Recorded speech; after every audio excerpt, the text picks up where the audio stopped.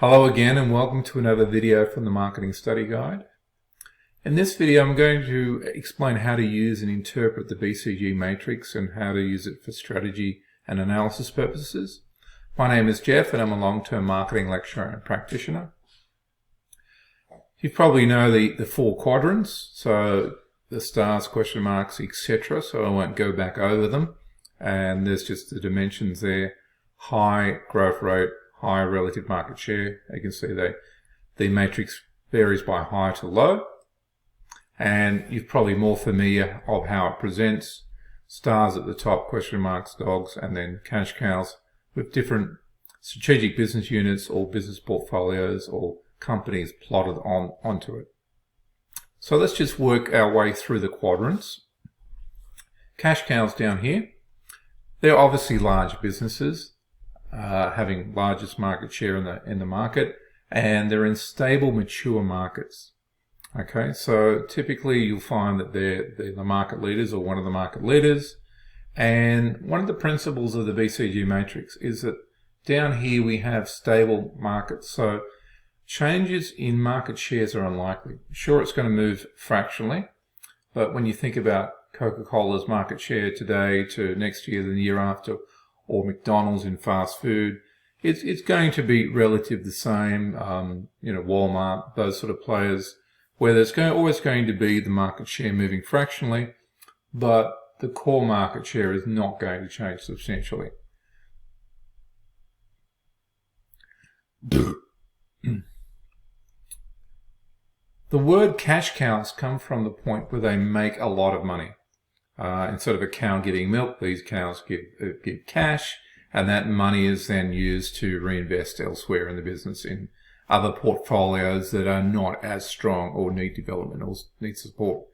And ideally, a large company would love to have multiple cash flows, multiple businesses that they own that bring in a pile of money. Fantastic position to be in. Stars were moving up here. They sound really good. And they sound good because they're future cash cows. So as the market matures, they will gravitate down here and becoming another cash cow. They haven't reached their potential because the market is still growing. And up here, because we're in growth and the ability to gain market share is possible because we've got new consumers coming to the market and they haven't quite got into a habit of buying the same brand, or brands are new to them and they're willing to shop around, we can see variations in market share and we see a lot of competitor activity. Okay, so lots of rivalry in this stage. As a result, we need to throw money, well not throw, but invest money into our stars. So we take money out of our cash cows, we keep a little bit to defend our cash cow, the rest of it goes into our stars because they need a lot of money. Why? They're expanding their products, they're expanding geographically, they're hiring staff, they're building their brand awareness, they're building infrastructure, they're building technology. They have a lot of work to do. And of course, they've got other companies who may have stars or question marks, and they're attacking them. They're trying to grab their market share, so they need to defend their position. So while they bring in a lot of money themselves, because they're obviously a market leader, they need to use that money and they need more because they're going to be a future business that's going to make a lot of money for us. So we need to use their money, reinvest it, and take money from elsewhere. It says they're unlikely to generate any surplus cash, particularly in a very competitive stage of the market. Let's go down now to dogs. Obviously, on this side, we've got low market share. However, dogs, probably not as bad as they sound. They will make money. They will bring some money in. Obviously, nowhere near what a cash cow would be bringing in, but they would still generate some profits to us. The word dog, for two reasons. One, they have limited potential to grow. So down here, we're in a mature market, very hard to catch up. We've got established consumers, established loyalty, established habits, established retailer relationships, etc. So moving from here to here is virtually impossible without something major happening in the marketplace. And we tend to be down here because we've got some competitive weaknesses as well, so hard to move. And the other reason they're a dog is because from a management perspective, if we've got running a big company and we've got a couple of really big businesses and they're doing well, and we've got a future business, a star over there, and then we've got a couple of small dogs, as in small businesses, they're not worth our attention to the same thing. So they can almost be a little bit of a distraction. Let's move now to question marks. So these are the challenging ones up here. In some textbooks, they'll be called the problem child. Now we have the advantage here, the market is growing. So we have the ability potentially to catch up and move from here as a question mark across to a star. But we are so far behind. If we're a question mark, there's got to be stars in the marketplace, and they're well ahead of us. So the question is, that's why it's called a question mark or a problem. What do we do with this? Now, to catch up, we need to throw a lot of money at it. Now, as I said before, we're throwing money at stars, and they've already got money coming in. They're already well placed. They've got products for retailers, customer loyalty, media attention. Things are happening for the stars. The question marks, where's somebody else? So think about it like a car race, if you like. And the star is a couple of stars are the 2 or 3 cars at the front battling for market leadership, and the TV cameras and all the talk is focused on them.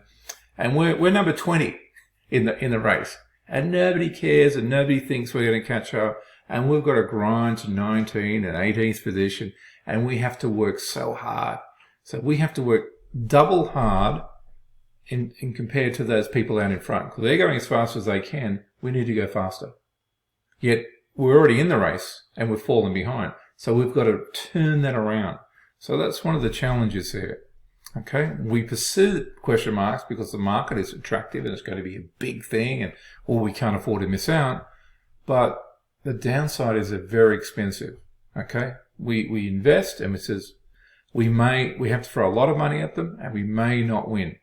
So we could spend all our money on our car and our pit crew and spend so much time and energy on that race, and maybe go from 20 to 15th and still end up with what this matrix would call a dog. Okay, so a bit of a challenge there. So what do we need to do if we have each of these? Cash cows sit down here, they make a lot of money. Some of that money, a little arrow, goes back to the cash cow, defending, holding its position, keeping its market share. It's a valuable asset and we've got to make sure we maintain it. Most of the money will go to our leading star, so we've got a big fat arrow there. And some of the money will go to perhaps another star. Ideally, we don't want too many stars to support because they're actually quite expensive. And I've got a grey dotted line here to our question mark. If we decide to go for the question mark, it needs a lot more money. It's got a big arrow there and it's dotted because we don't know whether that's worthwhile. But for a cash cow, our goal is to defend our position.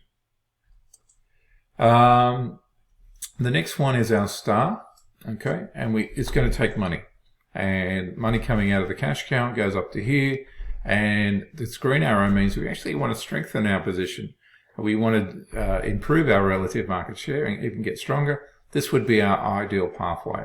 If we don't support a star adequately, it can drift in this direction, and it could end up a dog, and that would be so disappointing. You know, we're winning a race, or one, 2, or 3 in a car race again, and for whatever happened, we don't pay the pit crew and they don't turn up, and we finish 20th in the race. It would be so disappointing. Okay, so ideally, we want to win that race and keep going there, and our goal is to keep growing and defend, and to become a cash cow. So stars, if we play right, end up as another cash cow. Fantastic place to be.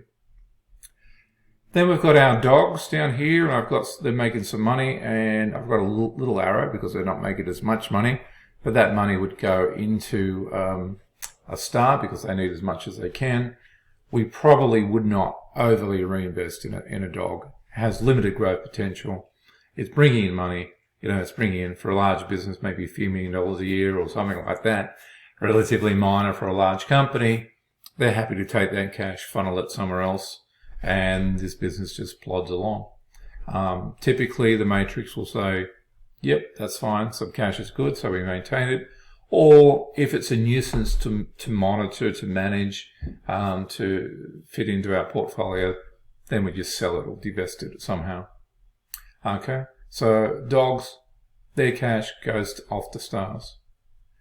And then finally, our question mark, I've talked about that a little bit. Ideally, while the market is growing, we become a star. We can't wait till it goes to maturity, because then we're trapped in this stable market. So we've got, while the market is growing, we're going to throw a lot at it and become a star, and then we follow the star path. So it's a tough decision, as I mentioned before. Do we do this? That's the question. They take a lot of money from cash cows. So the cash cow, I had that giant arrow before. You have to throw a lot of money, more money than you would for a star. Okay, so our goal is to become a star. And then it follows the defense mechanism of a star becoming a cash cow. Okay, now question marks here, I've got a separate video on it, but pretty much we've got to think about, can we really do well in this race? There is no point being 20th in a race and go, gee, we can become 15th, won't that be good? Usually in business, we're 15th. For a large company in any market, not good. So we have to think, can we really go from well behind, for whatever reason we are behind, and can we get to the position where we are a player in the market, 1, 2, or third in the market at best? Okay, so we've got to have a think about what skills, capability, strengths do we have, and be realistic about our chances of doing that. So the question is, can we do this? If so, we need the money. If not, let's just move away from this business. Okay, that's the background. Now I'm going to look at a few examples of matrices and work out what's good and not so good. So here's the first one. Have a look at it. You can see there's a couple of cash cows here, a dog, a question mark, almost a star, and 2 more question marks. Is this a good portfolio? If this was our business as a large company, would we be happy? Probably not. Firstly, we've got 2 cash cows. I've got that in green. Fantastic. We've got a dog. I've got that in orange. That's not bad. Still making money. So these businesses are making money for us. But then in red, we've got 3 question marks. This is not good. We cannot afford 3 question marks. We don't have a star. Profitable, question mark. We don't know. I would suspect this is a portfolio we could get into a lot of trouble. We could take the money from these businesses, 2 cash cows, fantastic, and pump them into 3 question marks and spend it all, and possibly none of these will work, or none of them will become stars and future cash cows. So it's a really tricky one. What I suggest is we need to cut out 2 of these question marks and go, we can't maintain 3 of them. So we pick the one that we feel that is most favorable, and we need to build that into a star. So pick one, support it, get it across here, whichever one it is based on those criteria, and then eventually it becomes a question mark. So I've got this as a concerning long-term portfolio. I would be worried about this mix if I was running a large corporation. Okay, here's the next one, a slight variation. Again, we've got 2 cash cows, a dog, I haven't moved them. We've got this clear star, and we've got 2 question marks. This is a lot better, it's an improvement. Okay, 2 cash cows, fantastic. 1 dog, making money, we can just sit there. In red, 2 question marks, not so good. And in green, 1 star, fantastic. So we've got 2 cash cows that can easily support 1 star, and maybe 1 of the question marks. So 1 of the question marks would have to go. We certainly cannot support 3 portfolios, 1 that's well placed and 2 that have a lot of work to do. So definitely we would support the star with money coming out from here. And again, we would probably need to cut back to 1 question mark. This one's probably the closest to getting across the line. And I would consider this to be a well-placed long-term portfolio, provided we make the right decision on the question mark. Okay, here is the third example, last one I'm using. We've got 2 dogs, 2 cash cows, a star and a question mark. So this is the best one I've shown you because we've got position of 4 businesses making money. We can support 1 star comfortably, and we can potentially support a question mark, and we can grow this over time. So this is the ideal portfolio that we're looking for. So big money coming out of these, going into our star and also into our question mark. A little bit of money coming out of our dogs, also going into the investment pool. So that's what we would do from an investment strategy. And from growing the future, we would hopefully hold these. I've got the big red box there to maintain or keep, defend. Ideally, we want to move our question mark across to a star while the market's still growing, and our stars come down into cash cows. So ideally end up with 4 cash cows if we manage the future right, and then bring in hopefully a new star of a new market that emerges, and we can invest. We've got money to invest in that. So if we compare where we are now to where we'll end up, you can see that we are well placed. So this is where we were, and we've got F coming down to being a cash cow, so it's coming down into here.